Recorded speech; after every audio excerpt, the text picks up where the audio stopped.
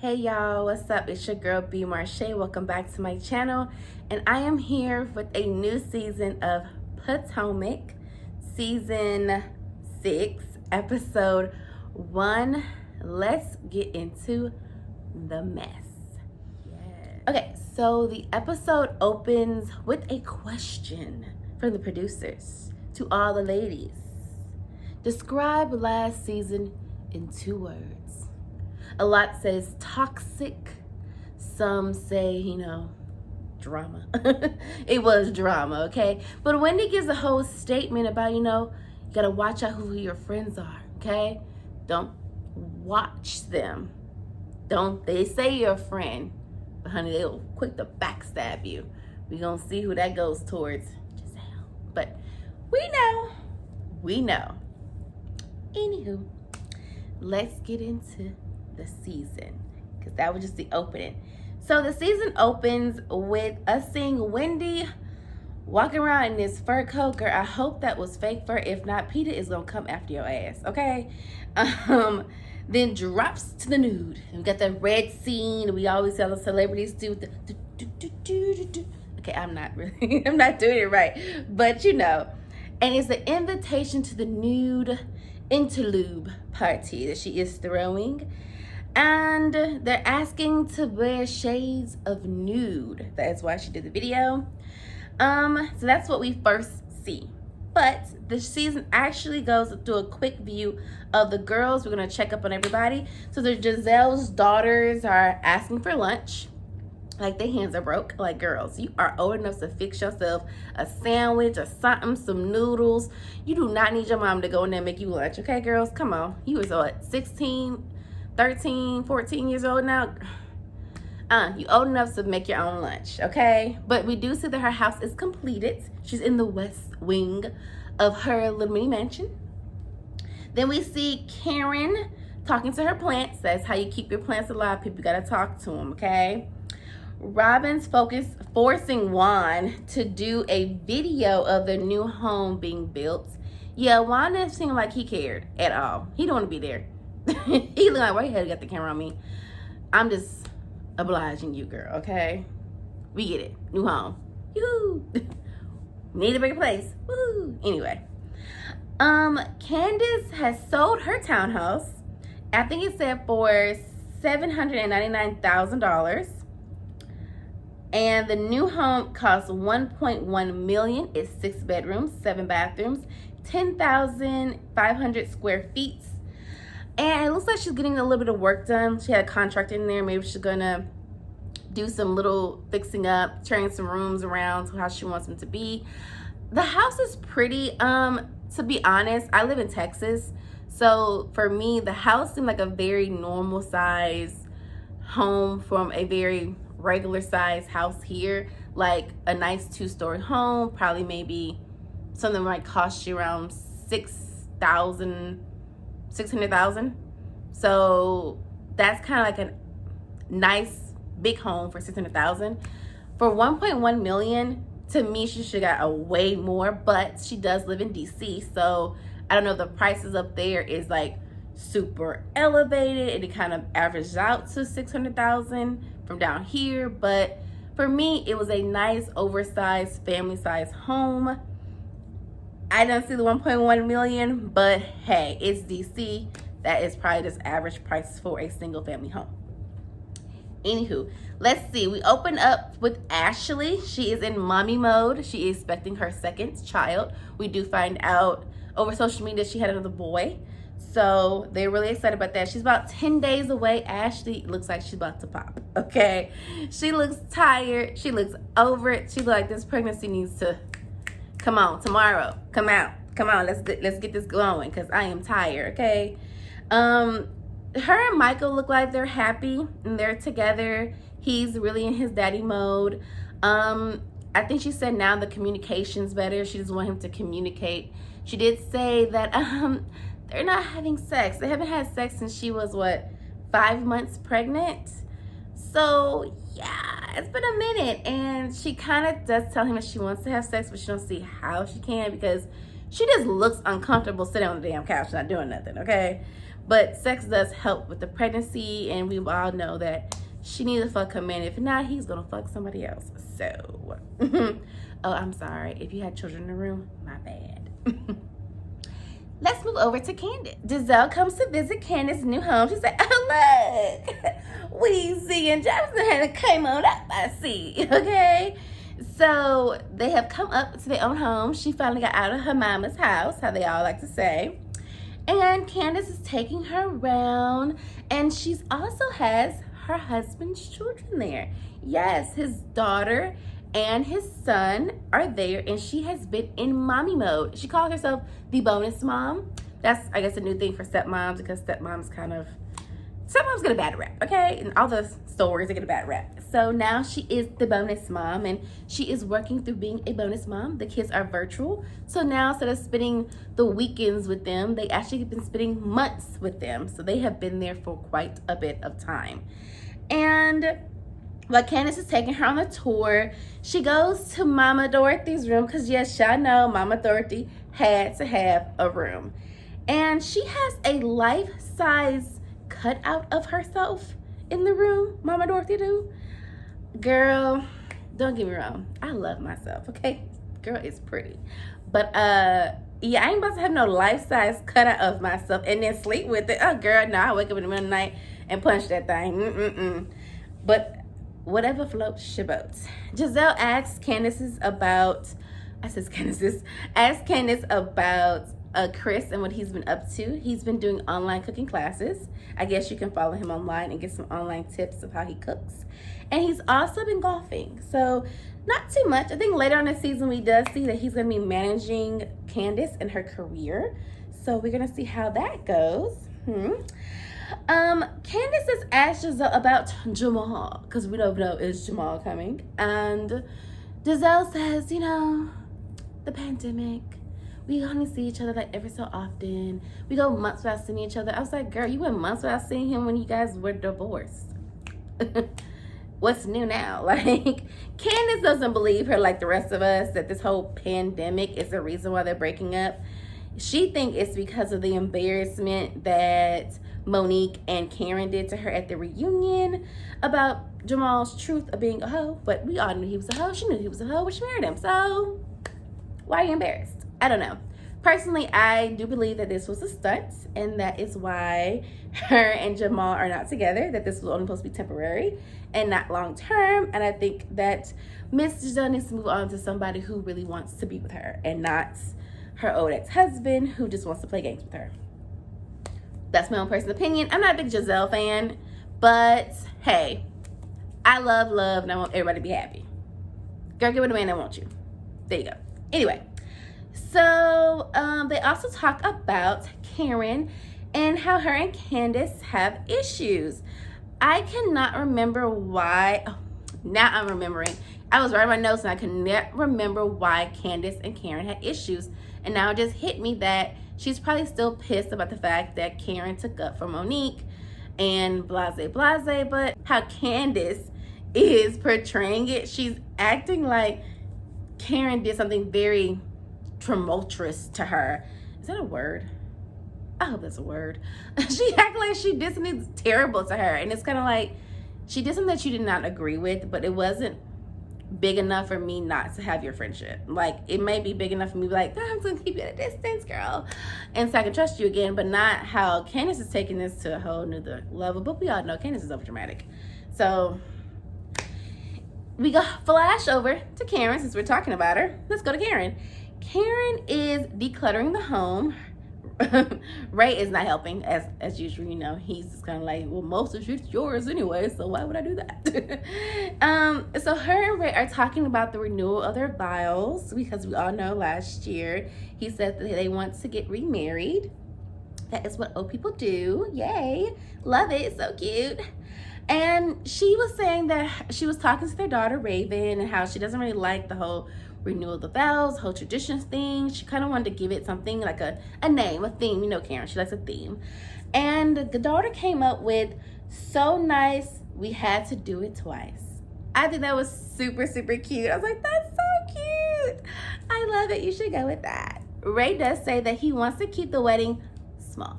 He doesn't want Karen to go cuckoo like she always does. Keep this wedding very intimate and small because there is a pandemic. And yeah, I'm an older man and I ain't trying to get sick from these folks. So she says she agrees and that she's trying to figure out who she's gonna invite because these are her friends, and that she has realized that her and Giselle are not friends. You know, they're not friends. And she is okay with that. And Ray's like, well, I hope you guys get back together. And she's like, no, I have established that heifer can't be trusted. Okay? We ain't friends. So flash over to Giselle saying the same thing, that her and Karen are not friends. She says that Karen has been spreading lies about her all through these streets and they're no longer friends and there's nothing left to salvage the friendship. So she's going to start telling Karen's truth. Don't know what that means. Apparently she knows something about Karen that Karen doesn't know. These women, I swear, you say you're in their 50s. Sometimes they act like children.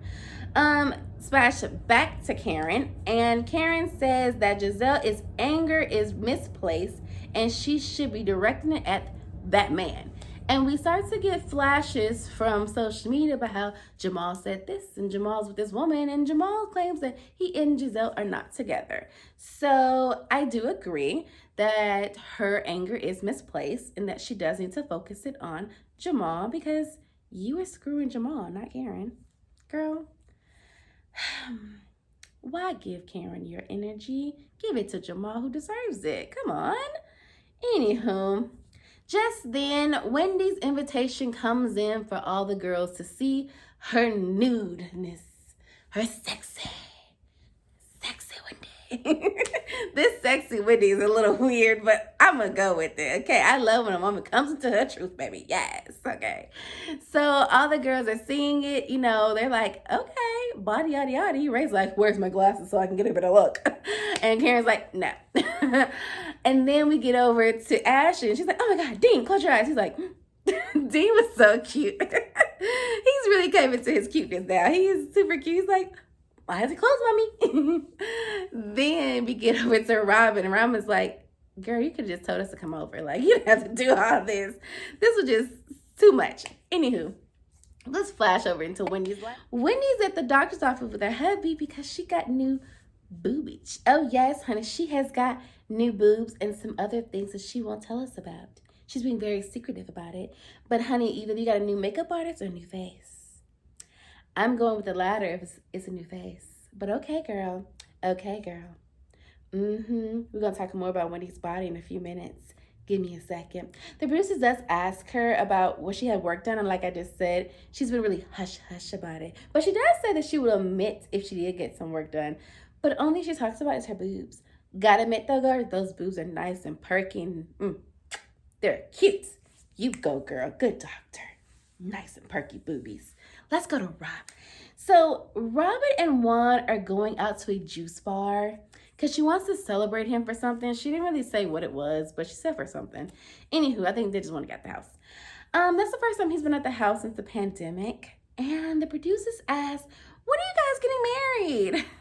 It's going to be another where's Jamal? Here we go. These go her excuses. 1, the pandemic hit. 2, we're building a home. Ooh. 3, virtual school with 2 boys, because we know you got some badass kids. Okay, girl, you have been married before. You guys could just go do a small backyard wedding, nothing too big, nothing too grand, and get married with you, your kids, his well, he don't really have that much family, but you know, some of his people that you like, and your people, and call it a day. You do not have to have a big wedding, girl. This is not like you get married to a new man. This is the same person. This is your baby daddy. This is your ex-husband, girl. But the wedding is the last thing on their mind and not on their to-do list. I'm pretty sure it's not on your to-do list because I doubt it's on Juan's. But okay, whatever. I'm going to stop being shady. Because of the pandemic, Robin and the boys have been eating out a lot and eating really bad. And Juan is all about that fit life, you know, get into fitness, eating healthy. And she rather just go to Chick-fil-A. Juan's a little sick of the fact that she keeps waking up at 2 p.m. in the afternoon to get her day started. I understand, girl, throughout the pandemic, I was waking up at 2 o'clock in the afternoon, not doing absolutely nothing because I couldn't sleep at night. I had anxiety. But I do feel your pain and understand. I think Robin's a little depressed. She says that she don't feel like getting out of bed in the morning. She just says that it's nothing to do, nothing to get dressed for. It's nothing to go out for. It's like, why try? And it's giving off the fact that she might have some depression and she might need to talk to somebody about it. And the fact that she has those two boys, and I'm gonna lie, her kids is a lot. Okay, I would have been slapped one of them kids across the face, but that's violence, and I'm trying not to do that because they ain't my kids. Okay, that's why I don't have any children. Right, I'm trying to deal with myself first to get to that level of calmness because I ain't there yet. Okay. She says that things are starting to get bad between her and Juan, and she sees it, and it's because he's tired of her basically laying around the house. He does tell her that he wanted to have another child, but it's not going to happen. I mean, she's 40. He literally says, you're 41. He said it like, you're 41. And she looking like, thank you for spraying my 41 age all over the streets and all over national television, Juan. And he's like, well, I want two more kids. You know, I want 4 kids, and I want them both to be girls. And 2 twins. She's like, well, we're going to need a big house. I think we add on more kids. She's going to get a big house. We need a bigger house. Bigger house. Bigger house. I don't know how big this house they're building, they didn't say, but it looked pretty big enough to me. You need 4 bedrooms to make this work? So he wants more kids, but she's waking up at 10 a.m. and that ain't right. Look, what? You're saying things like she's going through depression and you need to help her. Stop just complaining about the fact that she's waking up late. Maybe ask why. How is she feeling? Things like that. Help your fiance, your ex-wife, out. You see she's going through something, so help her out. So stop being a butt, okay? He's kind of being a dick, and I don't like it because I see Robin's going through something, and I kind of like Robin when she's not with the Giselle. So right now, girl, I feel you, girl. I get it. Let's move over to Candace. Like I said earlier, Candace in her stepmom mommy mode. I'm sorry, bonus mom mode. Let me correct myself. And the oldest son has been helping her a lot. He's been helping her adjust to this new lifestyle of hers. The producers asked him, are they going to have some little mini Chris's and mini Candaces running around there? She says, maybe. Her mind has opened up to maybe having more children. But she had to throw a little shade in there because she was sitting next to Chris. And she goes, well, my mom says that I'm going to be your 4th baby mama. And he starts choking on his iced tea and says, my 3rd. Don't play me, okay? My 3rd baby mama. Girl, draw that back in, okay? Don't do Chris. Shady. Shady. She was helping the kids with a math problem, and for some reason she couldn't answer the question, even though it was a simple subtraction question. The son came over and helped. I don't know if she was pretending so that way it look like they're getting involved and the kids are helping each other. I don't know, but Candace, you can do a master's degree, girl. You know I do math. Girl, stop playing. You ain't crazy. Anywho, let's move over to the Wendy nude party, the interlude party, okay? So she gets the foods together. She got her little titty cupcakes. Girl, I seen titty cupcakes. She has her boys come get the cupcakes. I'm like, what they look like? And they're like, chocolate. She's like, we have raised them right. No, girl, there's just nobody really knows what a nipple looks like, okay? No one wants to think about your nipples. And the fact that you want your children to notice that there's nipples on their cupcakes, it's a little weird. It's a little strange. But all right, girl. You're right. You raised them kids right. They're going to grow up to be nice young men. Okay, everyone keeps saying she lives extra far. That's what everyone keeps saying in their getting dressed and confessional. We do see Candace getting a little sick, so I guess she might have had a stomach virus. And they did like a little map from Giselle's house to Wendy's house in Potomac. She lives out in the woods, okay? She lives far. So far that when Ashley gets there, she's surprised that she saw snow. She's like, oh, there's snowing up here. Like, Jesus. We are really up north. We're going to hit the North Pole, huh? Yeah, it's like some hours to get there, apparently. Everyone keeps talking about it. And I guess I like living out in the sticks. And the houses are probably way cheaper. I'm pretty sure 1.1 million goes really far out in the sticks. Anywho, Giselle gets there first. And Wendy is not downstairs. She's upstairs for some reason, having random women run across her house. I would not do that, but I am a grit. I'm a Southern girl. So, yeah, we don't do that. You don't rock around my house like that. Anywho, Robin gets there next, and of course, Messy and Robin has to go around and look at everybody's little name tag, and they says, "Who's that bitch, Maya?" Yeah, I don't know that bitch. Do you know that bitch? No, I don't know that bitch either. Who's the bitch, Maya? I did not call you a bitch, Maya. That is what they said on television. Do not come for me. And I was like, okay, girl, I will watch that word. Yes, yes, yes, yes. Maya is Karen's new friend. Yes, she is a boss, a baby. She owns a lots of different franchises. And I did go through Maya's profile, and yes, honey, she's a boss. I would want to be her friend. Wendy did approve of this invite. Her and Karen had a little meetup maybe a few days ago, and she asked, can she invite her friend? And she said yes, she can. She was kind of a little skeptical, but you know, Wendy's been throwing a little light shade here and there. Someday someone's gonna catch that and really give it to her. She says that, you know, her and Karen come from different times. Karen took a little pause and kind of looked at it and was like, I caught that bitch. Yes, I did. But okay, we just gonna kind of squash our little beef and kind of just keep it pushing. Because she didn't want any beef with Wendy, because there was no point to beef with Wendy. Wendy can be an easy target. So it's better to just be nice to Wendy. And besides, Wendy is gonna have a very hard year this year. So we're gonna want to be nice to Wendy because she's gonna get that second year karma. It's gonna come and bite her in the ass. Wendy makes a grand entrance into her party and tells the girls that Candace is not going to be there. Robin thinks it's because that Karen is coming and that she's not ready to see Karen's face. Like I said, it ain't that serious. Ain't like they doing the over dramaticness. In the car, Karen is giving Maya the rundown of the girls. And of course, she's letting her know that Giselle might shade the hell out of you because she has a thing with new girls who have more things than she has.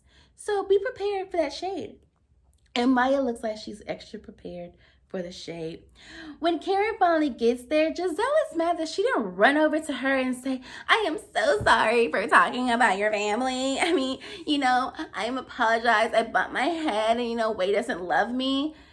This is why people do not like you, Giselle. That was unnecessary and it was highly offensive. And the fact that is, why would I walk into a party and run over to a person that I do not like? And I said exactly what I felt like saying at that time. And I do not feel like apologizing for it because I don't care about your feelings anymore. And apologize to you in that manner. I just walked into Wendy home. My first thing I should be doing is greeting Wendy and saying hello to everybody and introducing my new friend. Not coming over to you and apologizing. But that's what Giselle thinks she should have done. And so she's like, well, because she didn't do that, I'm done with her.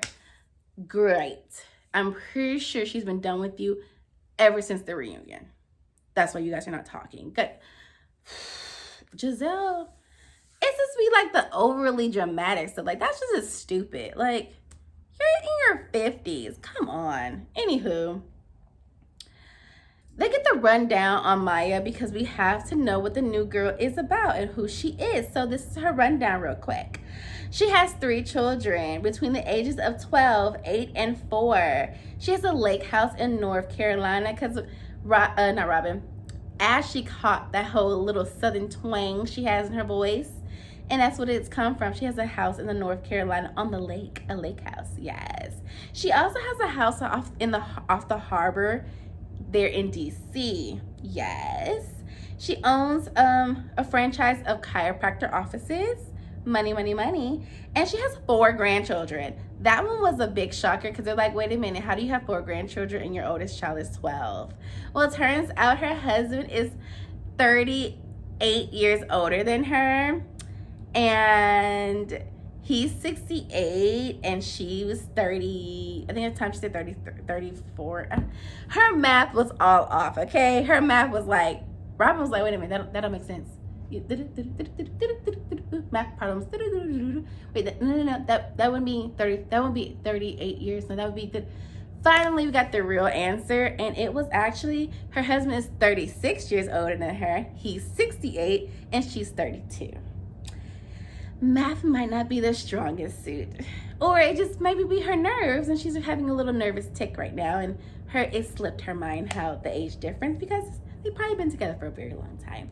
Anywho, yeah, that made the genius over there, Wendy, kind of look a little suspicious at this lady, and it made Ashley goes, that was simple math. Come on now. Anywho, Wendy tells them why they're at this nude interlude, and it takes her forever to land the plane. I agree with Giselle. Girl, get to the point. Jesus Christ. She talked so much. Ashley drunk her drink, got up, got more drink, and sat back down. Like, girl, come on now. She pregnant. She gonna drop this baby any minute. You gotta hurry these things up. Girl, oh, by the way, Ashley had a very short dress on and some very tight ass shoes. Ashley, you can dress casual when you're pregnant, girl. We will all understand. We get it. You're pregnant and you looked really tired, girl. I would not be even trying. I'd be like, fuck it, I'm having on sweats and a t-shirt. Y'all get me how I am. Anywho, when she finally lands this damn plane, she gives us the show of the girls. Yes, the girls, honey, the girls. They looking good. They looking tight. They looking right, and they looking high up and perky. Yes, Wendy. And Robin asks, "What else did you get done?" Let's turn around and see that ass. Yes, honey, let's see that ass. Because we knew that she went from flat to fat, and honey, we know you got something extra done. She's like, me? I know. It's got a little nip tucked here and there, and that's when Candace realized, not Candace. Karen realized that Wendy's face, yeah, it was a little, it's new. It's a little different. And she ain't hating on it. She just wants that doctor's number, okay? Slide me them digits, honey, because I want to see what he's working with them knives. All right? And Wendy won't spill them lips on what she got done. But, honey, we do know I know for sure, boobage, because she spilled, tummy tuck, because I can see the line, and that ass, because honey, it is way fatter than what it was. You were flat wall, back ass back there. You were a flat wall girl, and now you're a fat ass girl. Girl, you got the ass fat. It's okay, girl. I see them knees get a little black because you had to lay on your stomach for all them weeks, but it's all right, girl. It's okay. It's all right. Tell us that ass. Good job, Wendy. Good job. You're looking good, girl. Looking good. New makeup artist too. She got you right. The girls get ahead and sit down and eat their food. And they're still asking Wendy about, her little nips and tucks. And they want her to spill the tea. Girl, spill the tea. What you got done? And Maya asked what she got done. And Wendy threw her shade and was like, well, what did you get done? Because I can tell you have a lot done. Oh, Wendy, coming with the fire this year. Okay, girl. Trying to get that third year check. All right, girl. And Maya took the shade like a champ, and she said, well, I'm not ashamed of it. I've had Botox. Yes, I've had fillers. I've had lips done. I've had my boobs done. I've had a tummy tuck. I've had my ass done, and I've even had my clit done. And they were like, ooh, honey, that was way too much information over a little bit of food and broken bread. Honey, I don't know you like that to be knowing what's going on in your coochie. Girl, put it back, Maya. You're a little bit of a free spirit and love to tell your business. I see a little tube of loose lips. Yeah, Wendy and Giselle don't like that. I mean, it is what it is. You want me to share, girl? It's okay. As long as you live your truth. I don't care. So Karen asks about Candace, and Wendy lets her know that she wasn't feeling well and that she decided to stay home. Then Robin had to pipe up and give her 2 cents, like somebody asked for it, and said that she doesn't think that Candace wants to come because she's not ready to face Karen, which I don't know why. And Karen says that she knows she's going to give her space to kind of get where she wants to be, and she doesn't want to force her feelings onto Candace when Candace is not ready for it, and she's just going to sit back, relax, and wait it out. And Wendy also thinks they should have a sit down, and like she said, we're going to wait for what Candace's next move is going to be. Ashley feels the same way and said that she knows that her and Candace do not mesh and that they probably will never be friends. And Karen agrees that, not everybody will get along. Wendy, on the other hand, wants everybody to kumbaya and sing a song and sit around a campfire and get along like normal grown little women that we are. And that is when Giselle decides to take that window of opportunity and speak her speech and talk her mess and get that drama popping, honey. And she tells the table that she can't stand Karen and that she just going to tell the truth, her whole truth, the drunken truth, the cheating truth and the broke truth about Karen. And Karen says, let's talk about that firebox, okay? Yeah, why you can't keep a man is because that box is hot, okay? That causes Giselle to tell Karen that she's obsessed with her and her box. And she's just mad that Mr. Dingaling at home is broken. And Karen, of course, you cannot comfort Mr. Ray because I'm not about to have that. Karen fires back, and LA's minds is not in everyone's coochie, okay? It's not up and down these streets and down these pulpits, spreading it low and sipping it wide on all these altar cheaters, on the altar girls, okay? I'm sorry, y'all. I tried to keep a straight face when I said that. That was just so messed up. But y'all do know. Jamal. Giselle says, at least it works. Oh, so you know it's a hoe. And you know you sleeping around with Dirty Peen. And you okay with it. Okay, girl. That hot box truth might have some truth behind it. Girl, you gotta watch out for all the men up and down these aisles now. Anywho, Karen calls her a broken hoe from Hampton University, and that's why they went to Sing Sing. And everyone was like, Sing Sing? I don't know what the heck that means, but we shall find out next week because there is a beat continue on this messy ass dinner. Anywho, don't forget to like, comment, and subscribe to the channel. And I shall see you guys next week for another review. Mwah.